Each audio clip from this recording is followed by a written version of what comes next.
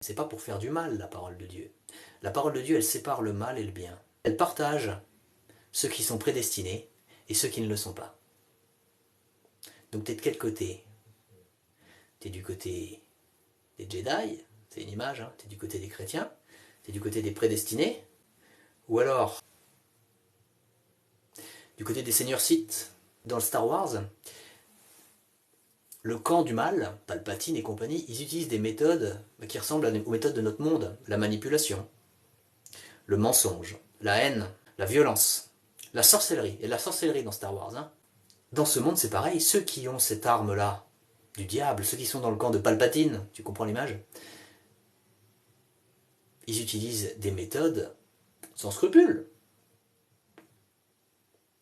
Alors t'es de quel côté? Moi j'ai choisi ma couleur. Hein. Et en fait, je l'ai choisi parce que Christ m'a choisi. Est-ce que Christ t'a choisi? Est-ce que tu es prédestiné?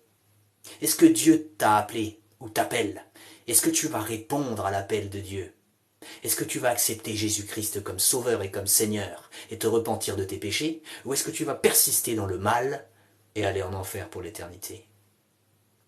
Alors, dans quel camp? Tu choisis quoi? En fait, Dieu prédestine les gens, et il faut savoir que Dark Vador était prédestiné à être méchant, et ensuite il était prédestiné à rebasculer dans le bon côté de la force. Ok? Eh bien dans la Bible c'est pareil. Vous lirez Éphésiens, on parle de prédestination, de l'élection de Dieu. Eh bien c'est un peu comme Dark Vador, ceux qui doivent venir du bon côté vont venir. Ils n'ont pas vraiment le choix, c'est écrit dans l'histoire. C'est Dieu qui appelle, c'est Dieu qui convertit les gens. Moi je ne convertis personne. Et le message de l'évangile, c'est en fait non seulement de changer de couleur de l'âme, c'est-à-dire de passer du bon côté de la force, t'as compris l'image, mais c'est aussi, ça a l'air de se repentir, hein, donc d'abandonner ses péchés, mais c'est aussi de placer sa foi dans le Christ. Et celui qui a le Fils a la vie, celui qui n'a pas le Fils de Dieu n'a pas la vie. Tu veux changer de couleur de l'âme? Tu veux... toi qui es un seigneur Sith, parce qu'on l'est tous, hein, on est tous pécheurs ou pécheresses. Il n'y a que le Christ qui est venu en tant que 100% Dieu et 100% homme, et qui n'était pas pécheur, et qui n'est toujours pas pécheur. Mais hormis lui, on est tous pécheurs ou pécheresses. Hein? La pornographie, l'amour de l'argent, la cupidité, le mensonge, la haine, la débauche, le culte du loisir, l'hypocrisie, la médisance. Il y a des tas de péchés. Et Dieu est juste. Dieu punira le mal en enfer pour l'éternité. C'est la Bible qui dit ça. Ça ne s'arrêtera jamais. Ce sera un lieu de souffrance éternelle. Ce n'est pas une disparition. Mais il y a une bonne nouvelle. La bonne nouvelle, c'est que Dieu t'aime et qu'il a envoyé son Fils unique mourir sur une croix pour te sauver. Si et seulement si tu crois en lui et si tu te repens de tes péchés.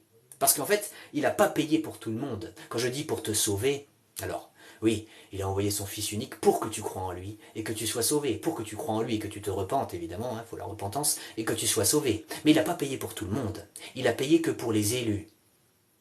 C'est lui qui a choisi son peuple. Donc si tu veux changer de couleur de l'âme, si tu veux vivre pour Dieu chaque jour sur cette planète, hein, ou sur la Lune, hein, si tu es astronaute, un petit peu d'humour, mais bon, on sait jamais, hein, peut-être que ma vidéo ça sera transmise dans la station internationale.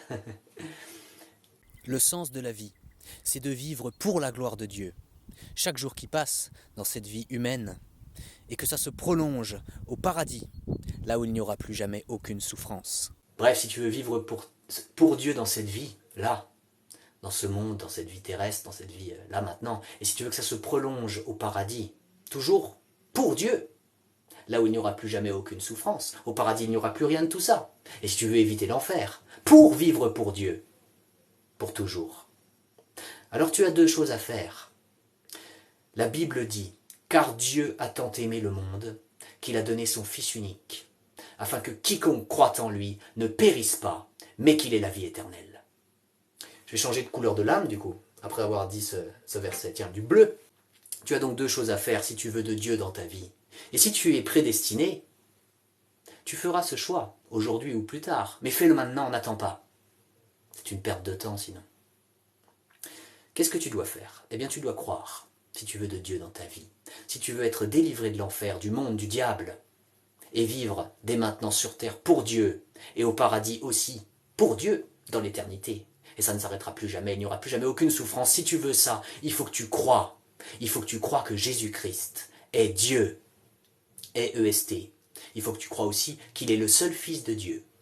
Oui, il est à la fois Dieu et le seul Fils de Dieu. Il faut que tu crois que Jésus-Christ est venu sur terre en tant que 100% Dieu et 100% homme pour payer pour tous tes péchés.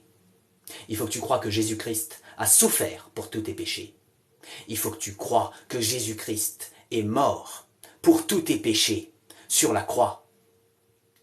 Il faut que tu crois que Jésus-Christ a payé toute la justice de Dieu pour tous tes péchés, à ta place.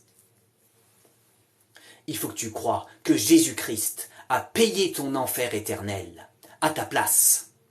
Je ne dis pas qu'il est allé souffrir en enfer, hein.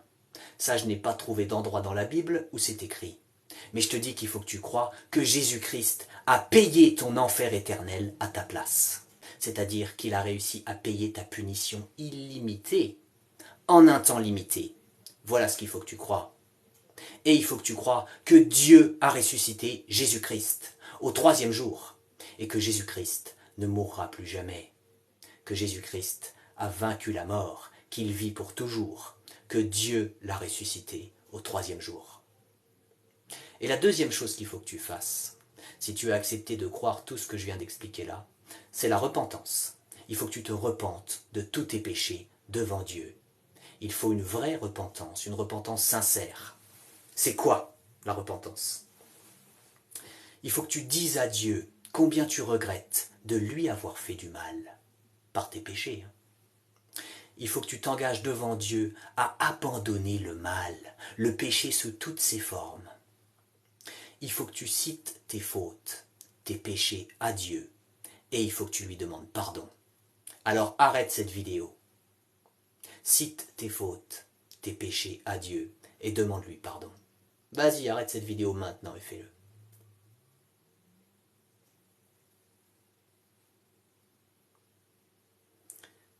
Gloire à Dieu.